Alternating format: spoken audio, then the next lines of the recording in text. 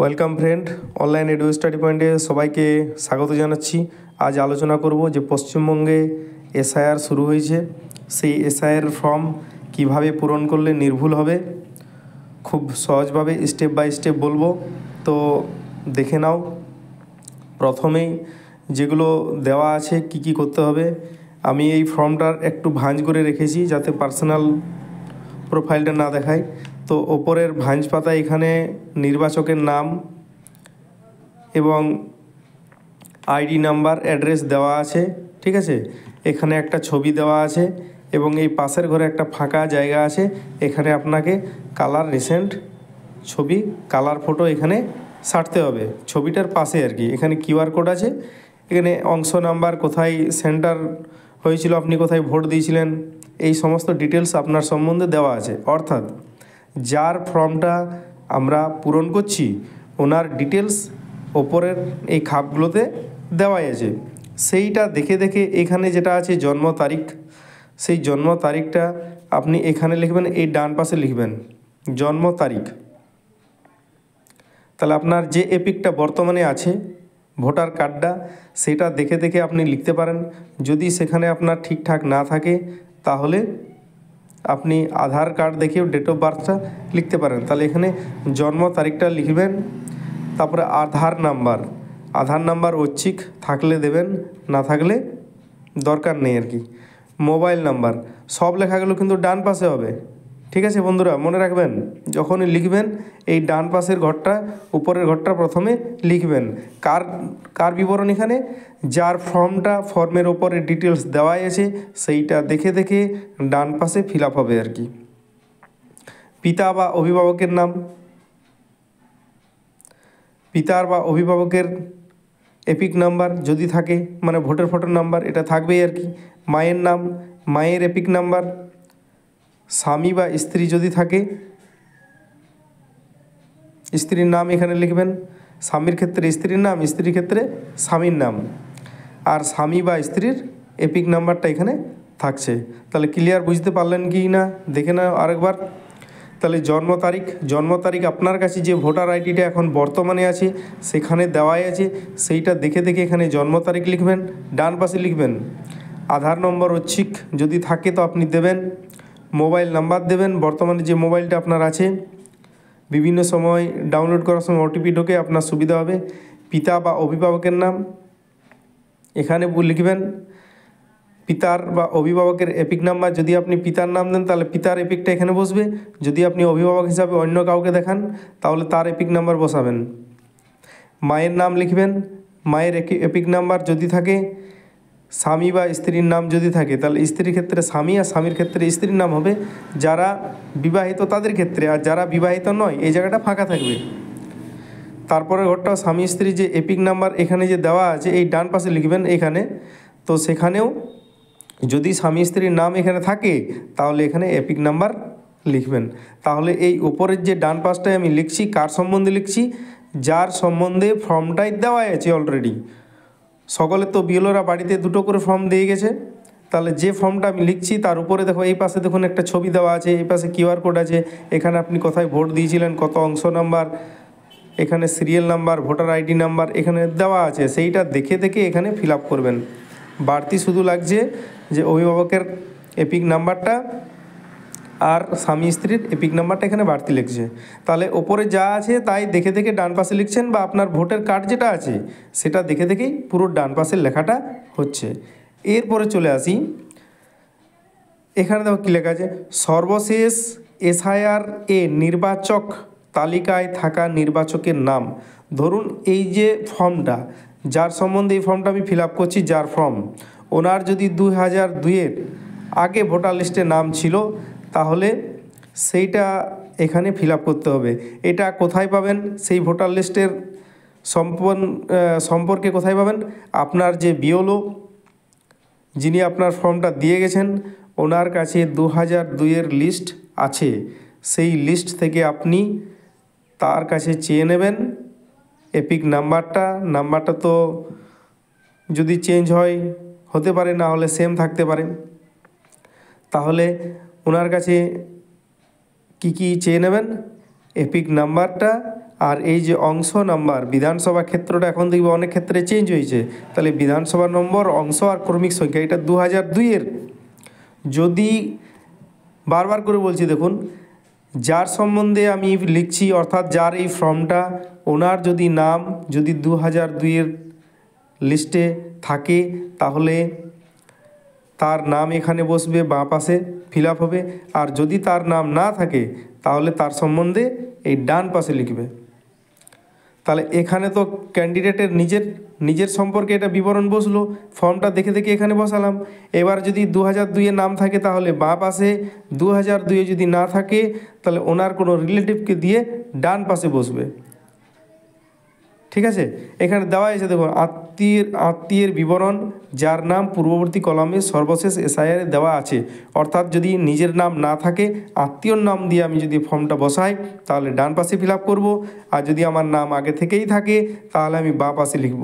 যখন বাঁ পাশে লিখব তখন আমার বাড়তি কী দরকার হবে, নির্বাচন ক্ষেত্রের নাম।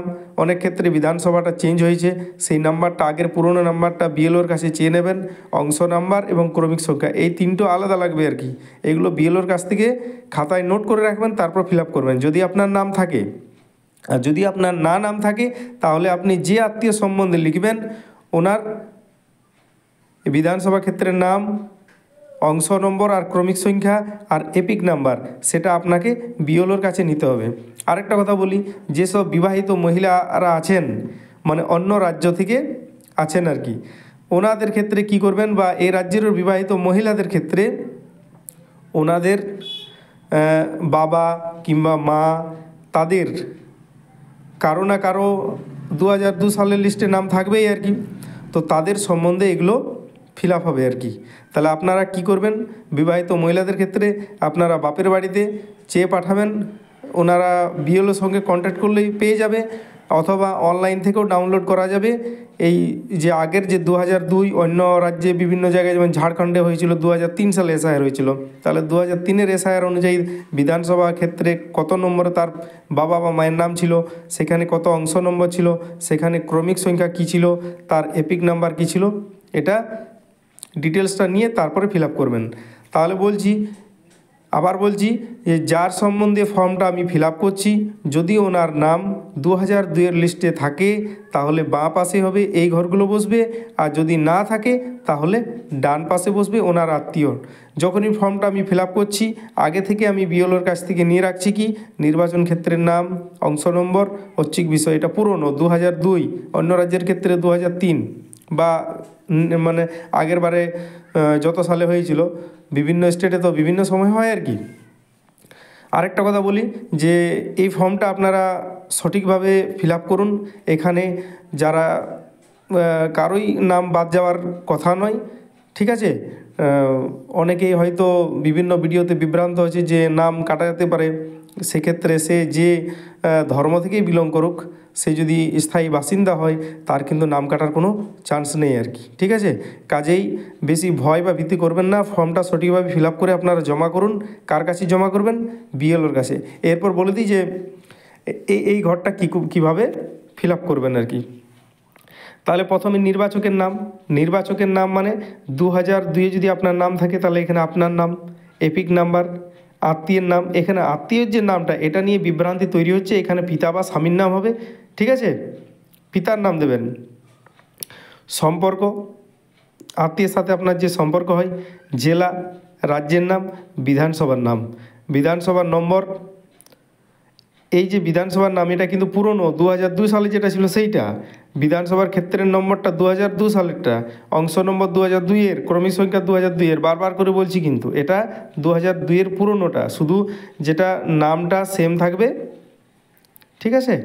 আর এপিক নাম্বারটা 2002-এর, যদি বর্তমানে আপনি চেঞ্জ করে থাকেন, আপনার যদি অন্য এপিক থাকে তাহলে কিন্তু 2002-এ যে এপিকটা ছিল সেই এপিকটা দিবেন।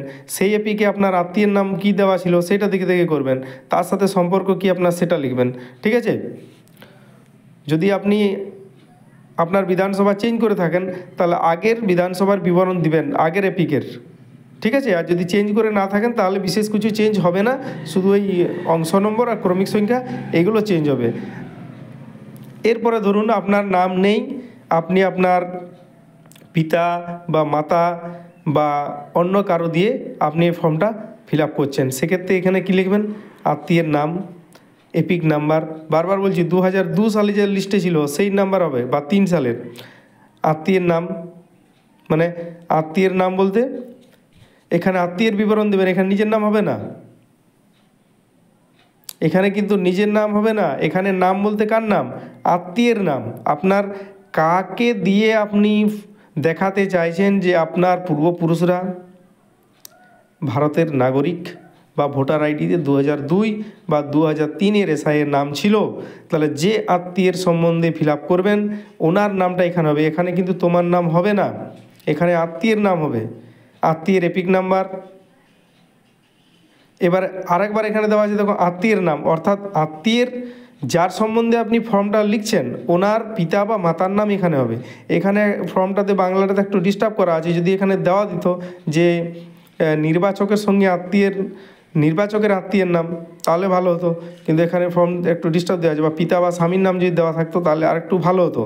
তাহলে এখানে নামের ক্ষেত্রে আপনার যে আত্মীয়, আপনার বাবা হোক মা হোক, যার নাম দিয়ে আপনি ফিল আপ করতে চাইছেন তার নামটা এখানে লিখবেন, ওনার ভোটার আইডিটা লিখবেন, ওনার আত্মীয় অর্থাৎ ওই যে লিস্টে ওনার বাবার নাম বা মায়ের নাম কী ছিল সেটা লিখবেন।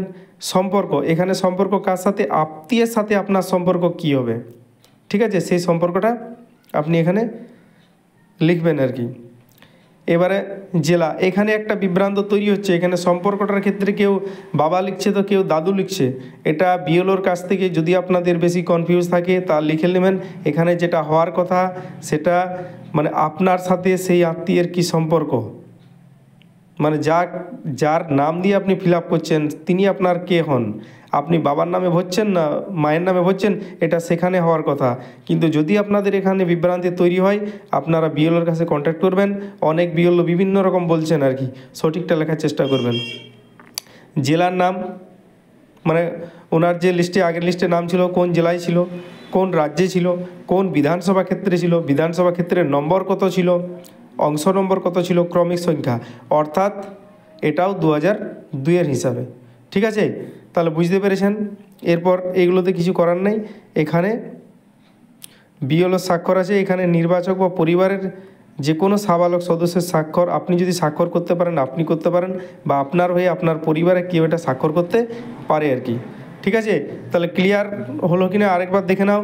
এখানে যার ফর্মটা ভরছি এই উপরের ঘরগুলো আমি ফর্মটা মুড়ে রেখেছি, ডিটেলস দেওয়াই আছে, সেই ডিটেলসটা দেখে দেখে এখানে ফিল আপ করবেন। এখানে একটা কালার ফটো এখানে বসবে, দুটো ফর্ম দিচ্ছে দুটোতে দুটো বসবে। এখানে যদি আপনার নাম আগে থেকে থাকে তাহলে বাঁ দিকের ঘরটা ভরাবেন, 2002-এর লিস্টের হিসাবে এই নাম্বারগুলো বসবে। আর যদি আপনার নাম না থাকে, আপনার যে আত্মীয়ের নাম 2002 বা 3 এসআইআরে ছিল তার সম্বন্ধে দিয়ে এটা ফিল আপ করবেন, আর এখানে সিগনেচার বা টিপসই করবেন, ঠিক আছে। এখানে বিএলও আপনাকে এই ফর্মটা যখন জমা নেবে আপনার 2 কপি ফর্মের মধ্যে আপনার চেক করে 1 কপি উনি নিয়ে নেবেন, 1 কপি আপনাকে স্বাক্ষর করে রিসিভ কপি হিসাবে দিয়ে দেবেন, ঠিক আছে। শেষ পর্যন্ত দেখার জন্য অসংখ্য ধন্যবাদ। যদি এরপরও আপনাদের বিভ্রান্ত তৈরি হয় তাহলে আমি একটা ফর্মে লিখে নিয়ে দেখাবো, আমাকে কমেন্ট করে জানাবেন। আশা করি বোঝাতে পেরেছি, ঠিক আছে। শেষ পর্যন্ত দেখার জন্য অসংখ্য ধন্যবাদ। যদি আরও এরকম অনেক ইনফরমেশন আপনার দরকার হয় তাহলে আপনি অবশ্যই চ্যানেলটা সাবস্ক্রাইব করে রাখবেন, ভালো লাগলে লাইক করবেন, বন্ধুদের মধ্যে শেয়ার করবেন, কারণ সারা পশ্চিমবঙ্গ জুড়ে এটা নিয়ে বিভিন্ন ধরনের বিভ্রান্তি তৈরি হচ্ছে। আপনারা কোনো টেনশন নেবেন না, সঠিকভাবে ফর্মটা পূরণ করে জমা করুন বিএলওর কাছে, ঠিক আছে। ওকে, থ্যাংক ইউ।